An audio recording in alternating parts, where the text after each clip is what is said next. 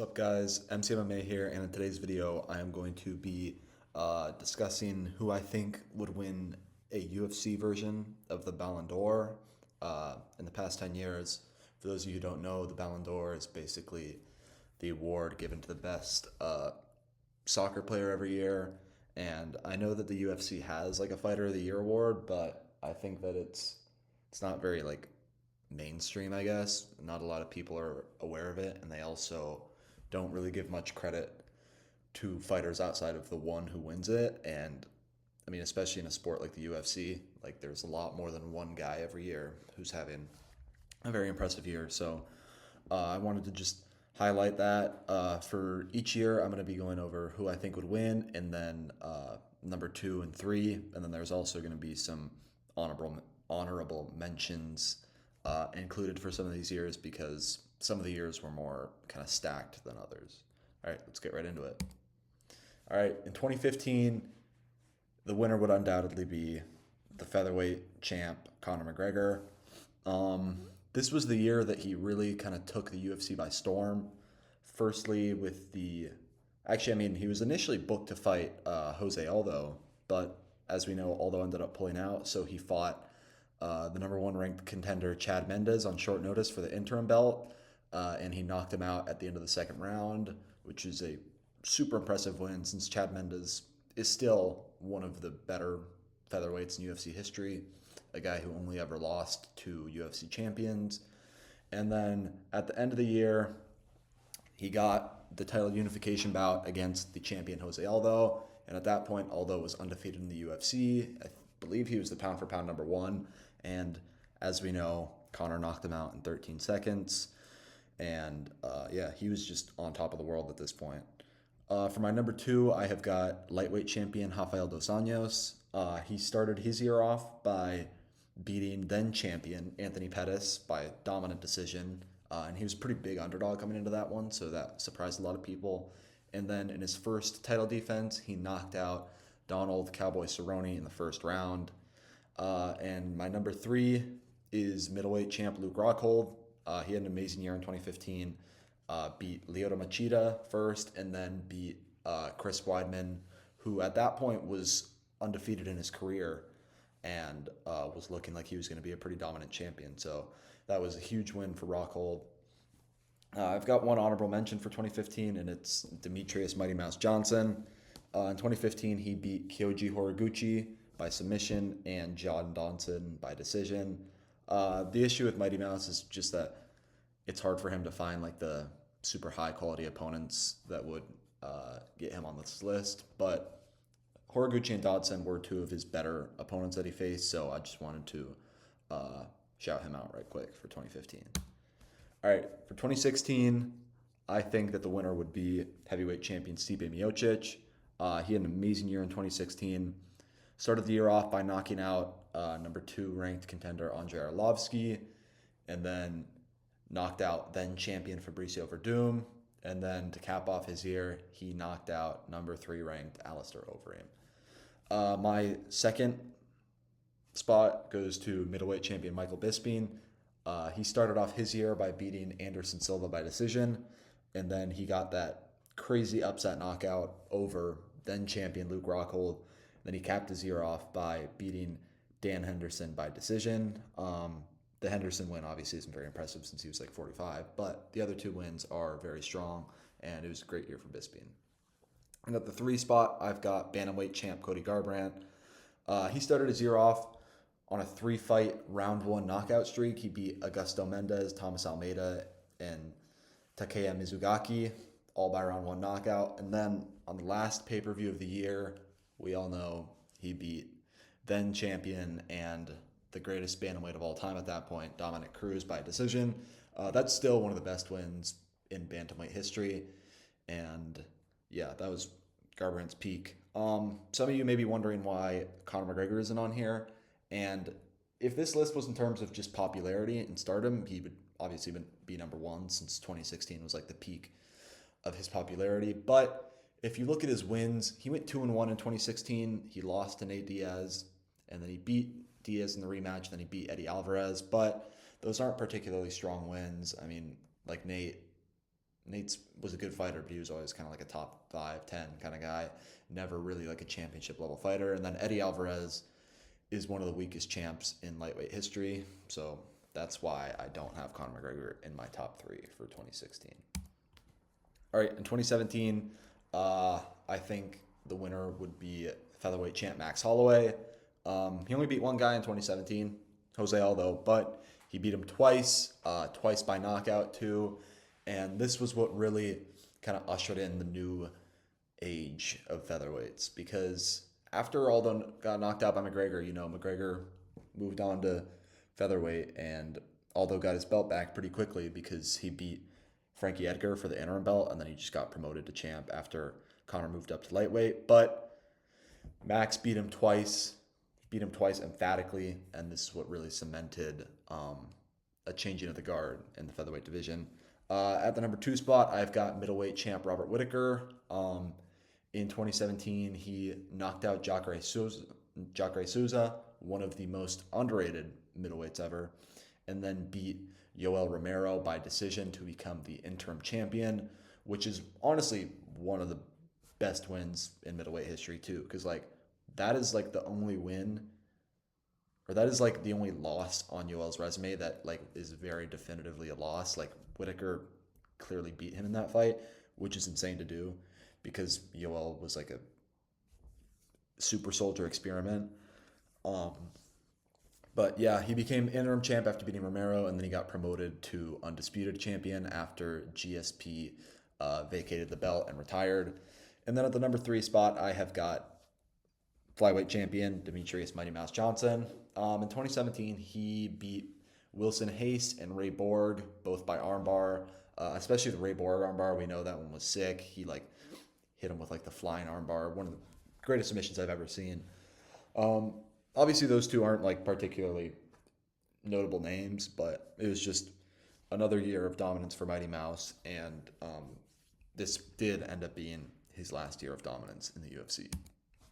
All right, in 2018, this one, without a doubt, is the double champ, light heavyweight and heavyweight champion Daniel Cormier. He started his year off by beating number 2 ranked light heavyweight Volkan Oezdemir, who's honestly probably one of the weakest title challengers ever, but that's not important. And then the big one, he moves up to heavyweight and knocks out heavyweight champion Stipe Miocic in the first round, and then defends his belt later that year by submitting number 2 ranked Derek Lewis. Insane year from DC. I mean, obviously the Oezdemir and Lewis wins aren't anything crazy, but beating the heavyweight GOAT in Stipe Miocic, especially in the way that he did, absolute insanity. So he has to be number 1 here. At number 2, I have got lightweight champion Khabib. He started his year off by beating Al Iaquinta, the super short notice replacement, beat him by decision. That still kind of baffles me how he wasn't able to finish Iaquinta, and then he finished every single other one of his opponents. And then obviously in 2018 he had his mega fight against Conor McGregor, which he won by submission. And then at number 3, I've got the flyweight champion Henry Cejudo. Cejudo only had one fight in 2018, but it was the biggest fight. He beat the longtime champion Mighty Mouse by decision, which is still probably the greatest win in flyweight history, and for that reason, I've got him at number 3. All right, 2019. This was a super tough year, just first off, because there was a ton of guys who had amazing years. I ended up going with Izzy, the middleweight champion Israel Adesanya, as my number 1 pick. In 2019, he beat Kelvin Gastelum for the interim middleweight strap, one of the greatest fights of all time. If you haven't seen it, go watch it after you finish watching this video, of course. And then he unified the belt by knocking out then champion Robert Whittaker in one of the best performances I've ever seen. I mean, he just absolutely dominated Whittaker. At number 2, I have got the featherweight champion Alexander Volkanovski. In 2019, he beat Jose Aldo, who was, I believe he was the number 1 contender at that point, and then champion Max Holloway by decision. On paper, Volk's wins are better than Izzy's wins, but I think that the kind of manner in which Izzy won his fights, especially the Whittaker fight, and kind of like just the hype surrounding Izzy at that point. I mean, Izzy's hype was insane in 2019. Volk, not quite as much. He was honestly, he, I mean, in both the Aldo and Holloway fights, I would guess that most of the fan base was probably rooting against him. So just because of that, I have Izzy above him. And then at the number 3 spot, I have got the welterweight champion Kamaru Usman. In 2019, he won the belt against Tyron Woodley, beat him by an absolutely dominant decision, and then defended it for the first time against Colby Covington, in which he knocked him out late in the 5th round. Amazing year for Usman. And I've got a couple honorable mentions here. I've got Henry Cejudo, who in 2019 became a double champ, started off by beating TJ Dillashaw at flyweight, which I don't necessarily know how much credit to give him for that one, just because it was so obvious how drained Dillashaw was, and I think it really affected his chin, leading to him getting knocked out in like 30 seconds. And then he moves up to bantamweight and defeats Marlon Moraes for the vacant bantamweight title. It's honestly insane that a double champ couldn't even crack the top 3 this year, but that just goes to show you how stacked 2019 was. And then my other honorable mention is Jorge Masvidal, who beat Darren Till, Ben Askren, and Nate Diaz all by knockout. And this was the year that Masvidal he came pretty close to becoming a superstar at this point. He was one of the biggest names in the UFC. Aside from this video, I think they really fumbled by not having Masvidal fight Conor McGregor in 2020, since that was the point when Conor was fighting at welterweight. I think that was a huge fumble, but that's not particularly relevant to this video. All right, for 2020, my pick for the fighter of the year is the flyweight champion Davison Figueiredo. Figueiredo went 3-0-1 in 2020. I think he's actually the only dude on this entire list who didn't win all of his fights in the year that they were selected for. But starts off the year, beats then number 1 ranked contender Joseph Benavidez by knockout for the vacant flyweight belt. But Figueiredo missed weight in that fight, so he wasn't eligible to win the belt. So they just set up the rematch a couple months later, and he did the exact same thing to Benavidez, but he made weight this time, so he got the belt. Then beats number 4 ranked Alex Perez by submission. And then at the end of the year, he has his first fight out of the quadrilogy against number 1 ranked Brandon Moreno, which ends in a draw.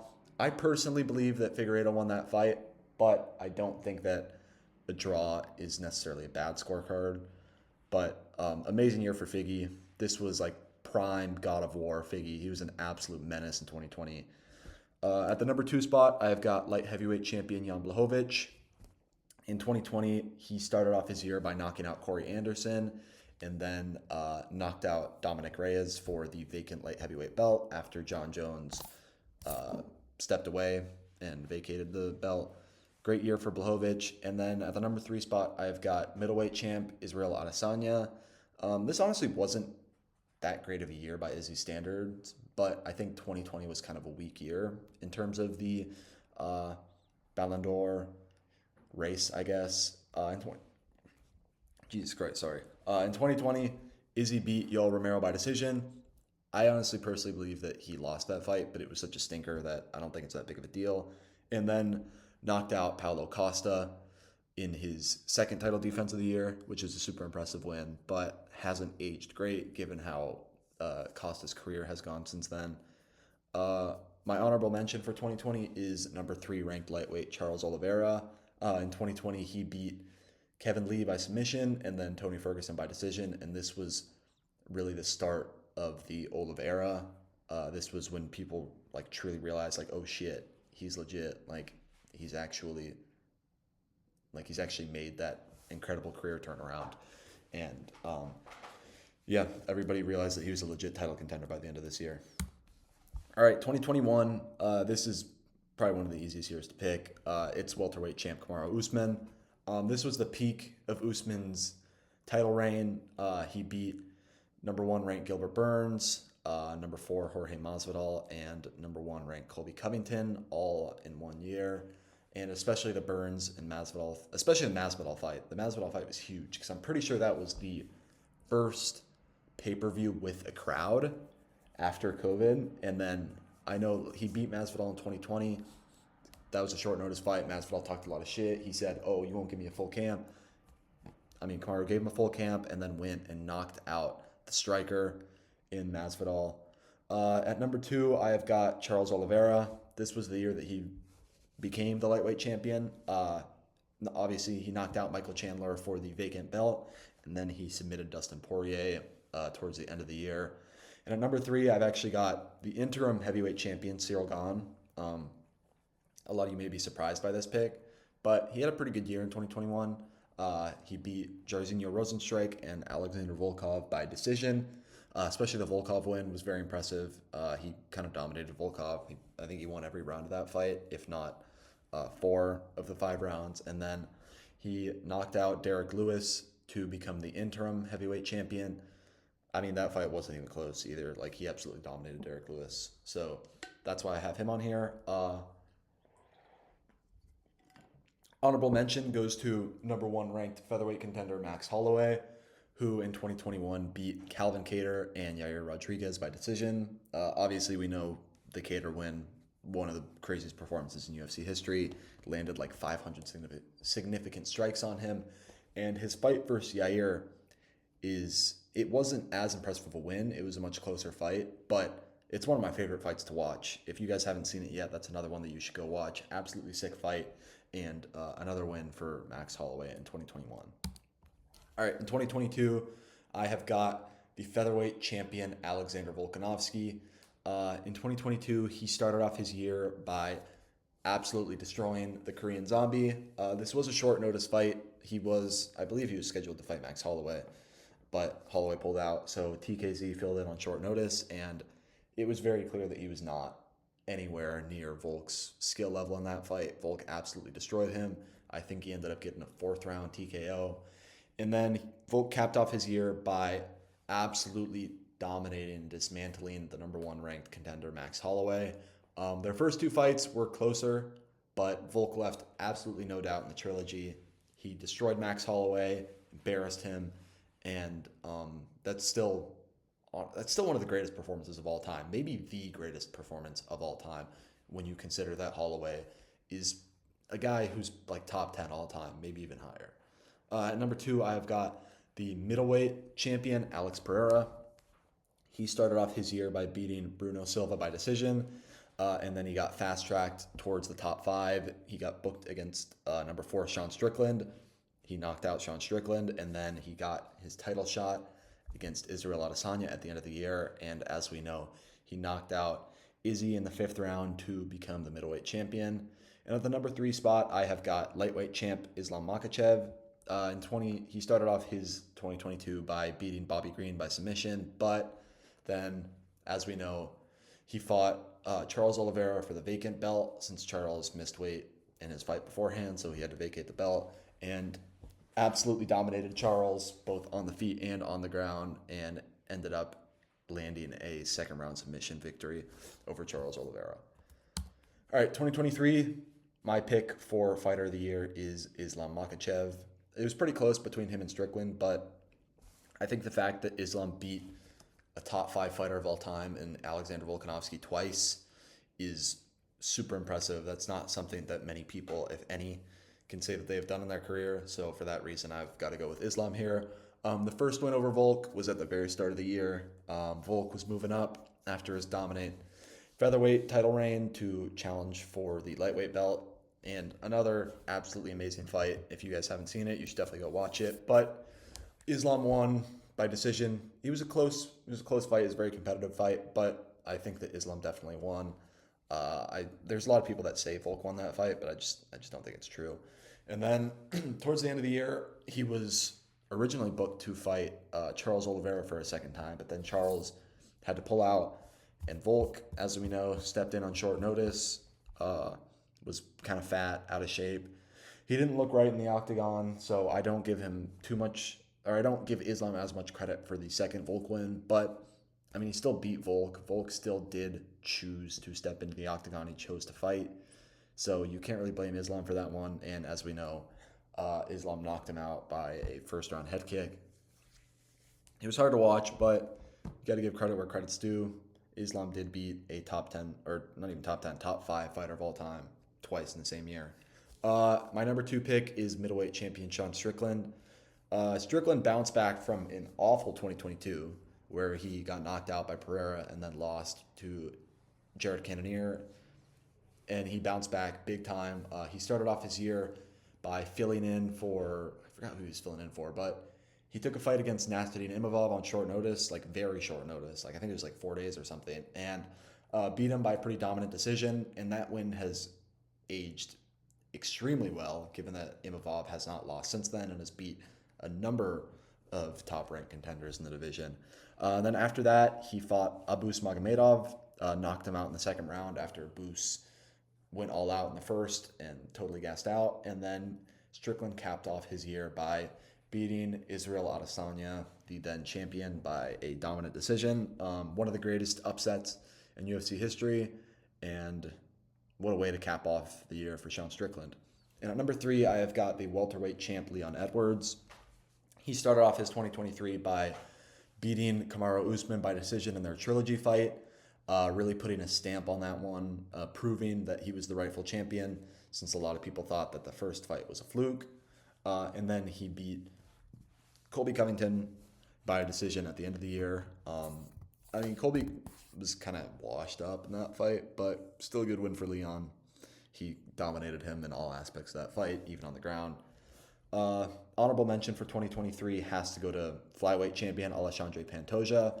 In 2023, he beat Brandon Moreno and Brandon Royval by decision. I really considered putting him on here over Leon, but I think that Leon's win over Kamaru Usman, like that's an insane win. Like he's the only dude in the welterweight division to like legitimately beat Usman by decision, because like as I was saying, their first title fight, you could argue that was a bit of a fluke, and Leon, you can't argue that Leon was definitely losing the fight before the knockout. So because of that Usman win, I put Leon on here over Alexandre Pantoja, but I could definitely see an argument to put Pantoja at number 3. All right, and 2024, our most recent full year of UFC, I am going with Ilia Topuria, the featherweight champion, because of his knockout wins over then champion Alexander Volkanovski and the number 1 ranked contender Max Holloway.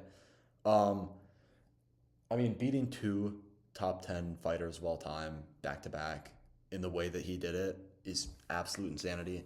I genuinely every single time I bring this motherfucker up, I just have to emphasize just how insane he is and how insane his wins are. But again, beating Volk, yeah, he knocked him out. People are gonna be like, oh, Volk, he took the fight on too quickly after the Islam fight. That shot would have knocked literally any version of Alexander Volkanovski out. That shot would have knocked out the fucking fat middleweight version of Volk that was fighting 15 years ago.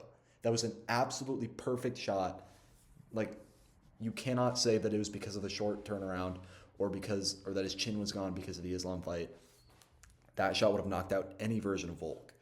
And then Ilia proved how legit his power was in his second fight of 2024 by knocking out Max Holloway, who up to that point had the greatest chin in UFC history, and he became the first person ever to knock out Holloway.